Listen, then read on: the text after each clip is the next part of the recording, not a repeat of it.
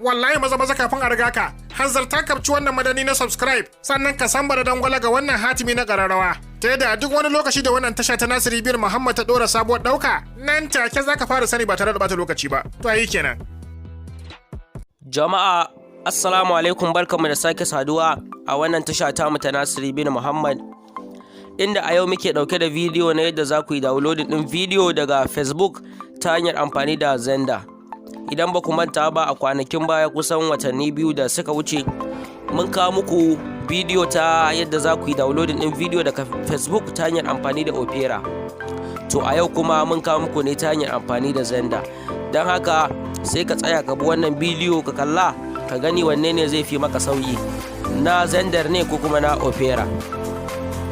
Amma kuma kafin nan, abubuwan da ake bukata yayin wannan abu su ne: na farko shi Facebook din zai iya zama Facebook ko kuma Facebook Lite, sai ita kanta Xender, sai kuma data mai dan karfi. Don haka idan kun tanadi wannan abubuwa sai ku zauna to ku tsaya kyam domin ku kalli wannan bidiyo. Amma kuma kafin nan ku tabbata kun danna mana subscribe sannan kun latsa wannan kararrawa. To mun gode. Da farko za ka shiga Facebook din ne ko kuma Facebook Lite, to koma dai wanne ne za ka iya shiga, tunda dai da abin da zamu a wannan to a ɗayan ma dai haka zai kasance. Bayan Facebook din naka ya bude sai ka tafi inda bidiyon yake sai ka nemo shi. Kamar mu yanzu kun ga za mu tafi neman bidiyon ne.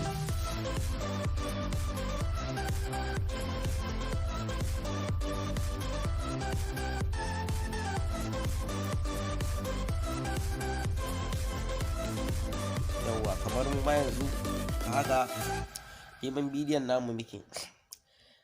Da ka nemo bidiyon naka, mu ma gashi na yanzu mun nemo bidiyon da zamu yi downloading. Da ka zo kan posting din nasa sai ka duba daga gefensa akwai wasu dot kwaya uku, sai ka danna su. Bayan ka danna sai ka duba daga can ƙasa a hankali za ga inda ka sa copy link, sai ka danna wannan waje. Bayan ka danna sai ka yi maza ka fito daga Facebook din naka sai ka tafi Xender. Bayan ka fito daga Facebook din naka ka shiga Xender, sai ka jira ta gama budewa. Da Xender ta gama budewa, idan ka duba daga nan kasar Xender zaka ga wasu hotuna kwaya 4 ko ince 5. Zaka ga a cikin su an rubuta social na biyan karshe, sai ka danna wannan social din. Bayan ka danna, idan ka duba daga layin sama gashi na rubuta Facebook a kusa da status, sai ka danna wannan Facebook din. Bayan ka danna zaka ga wani rubutu a cikin kode gashi nan paste and download, sai ka danna shi. Bayan ka danna shi zaka ga ya fara sacin, zaka ga ya rubuta ma analyzing link, sai ka jira to yana har hada link din ne kafin ya fara downloading.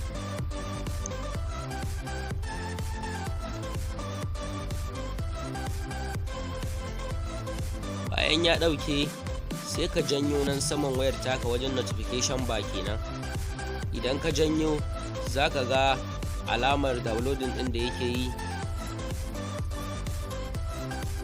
Gashi nan kun gani yanzu bai fara ba, amma idan ya fara, kun gani yanzu ya fara, gashi nan yana tafiya a cikin kore. To zai tafi ne je har 100%. Yana gamawa shi daga nan wajen zaka ga hoton bidiyon ma ya nuno a kai. Yanzu sai mu dan jira idan kammala downloading din.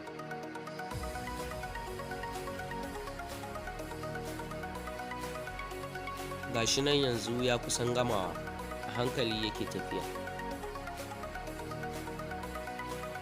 Kun gani yanzu ya gama downloading din, ga hoton bidiyon namu ya nuno. Idan ma ku yarda gashi nan mun danna, kun gani yayi, gashi nan yayi play ne, gashi nan muna kallo. To na san wacin ku za su ce to yanzu idan muna so mu ganshi a wani wajen ba a cikin Xender ba ya zami. To yadda za ku shine, bari idan da MX player kake amfani yanzu sai mu nuna muku yadda za ku yi. Idan ka bude MX player taka, sai ka duba a jerin folder, zaka ga wata folder da aka sa wa suna Facebook. To wannan folder zaka shiga, dan zaka ga bidiyon da kai downloading ba mai shi kadai ba, duk wasu bidiyon da kai downloading a Facebook ne inda ta Xender ne, to zaka gansu a nan. Kuma bayan nan ma ba wai iya bidiyo daga Facebook ba, har a Instagram, Twitter, TikTok da saving din status na WhatsApp duk za mu nuna muku yadda za ku dinga yi ta Xender. Amma kafin nan idan kun kammala kallon wannan bidiyo to sai ku danna mana subscribe, sannan ku danna mana ƙararrawa, sannan wannan bidiyo ku yaɗa shi zuwa ga abokananku don na san su ma duk za su amfana. Mun gode.